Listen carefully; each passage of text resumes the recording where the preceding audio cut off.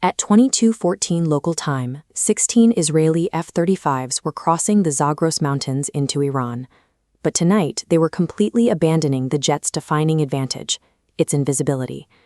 Instead of their stealth configuration, which gives the F-35 the radar cross-section of a marble, the pilots were flying in what the military calls beast mode. They crammed heavy precision-guided bombs into internal bays and strapped heavy munitions onto external wing pylons.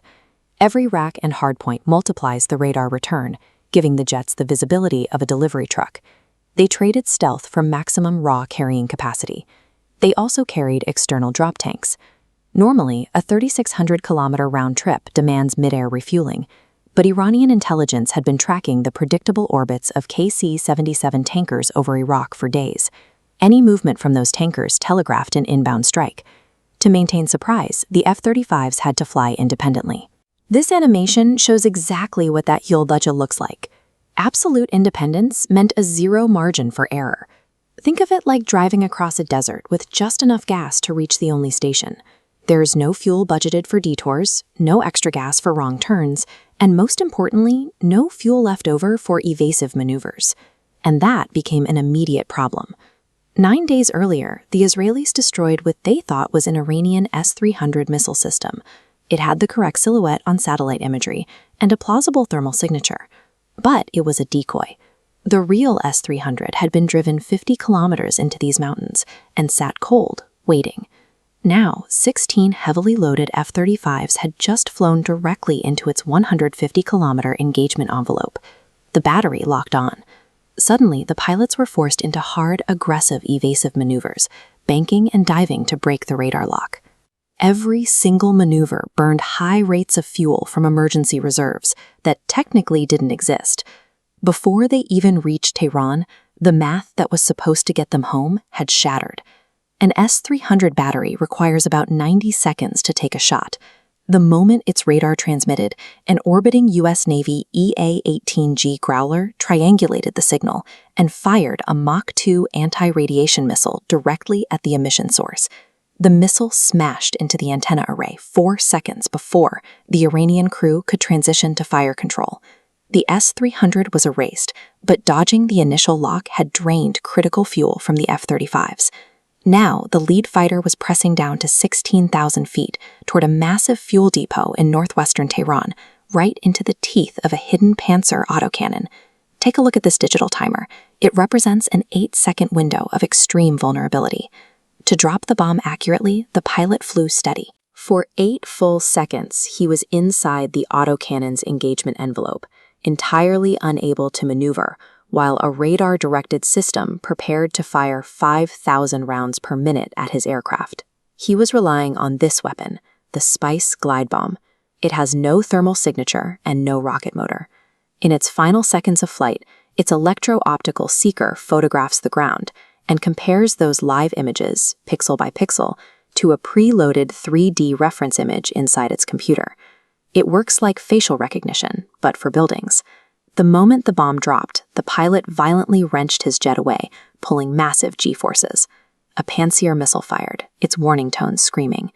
To survive, the F-35's built-in electronic warfare system, the ASQ-239, flooded the incoming missile's frequency with digital noise, deafening the weapon and forcing it to corkscrew harmlessly into the dark.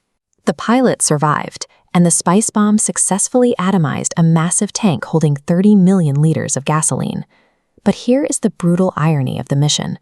Perfectly executing this strike created a catastrophic physical hazard for every single pilot flying right behind him.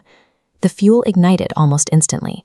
The explosion punched upward, creating a massive anvil-shaped cloud of superheated black petroleum smoke that began rolling east across the Tehran basin, driven by the prevailing winds. This petroleum smoke neutralized the optical sensors of the next wave of bombers by physically blocking their line of sight to the targets.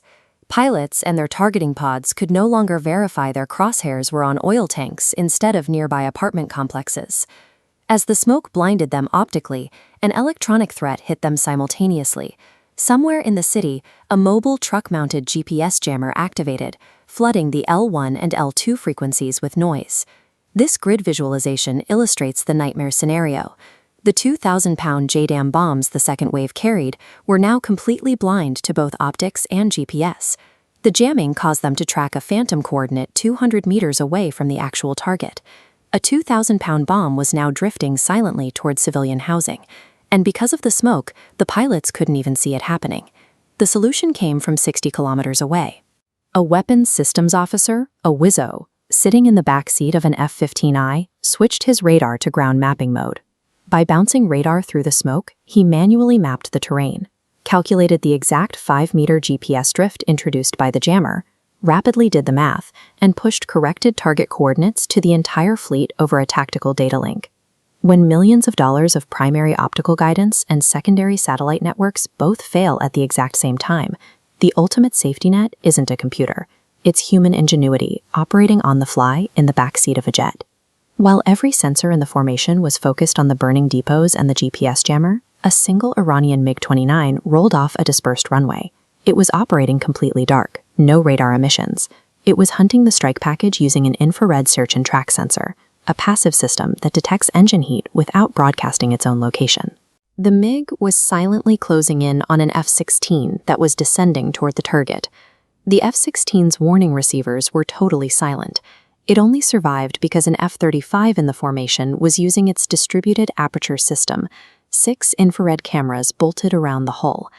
The system spotted the MiG's heat signature against the burning city and instantly locked on, forcing the Iranian fighter to break off the ambush. The final drop was the most dangerous. The target was the fuel storage right next to a massive pressurized cracking unit at the Tehran refinery. The pilots had to release heavy JDAMs directly into the blinding smoke, while their own fuel gauges were dipping dangerously low. This graphic shows how extreme the atmospheric physics became.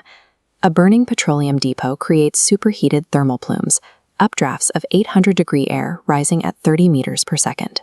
These violent columns of air act like a solid wall of wind, physically strong enough to shove a falling 2,000-pound bomb completely off its trajectory. The mission planners never modeled for this. Hitting the target required the pilot to release the weapon with absolute blind faith.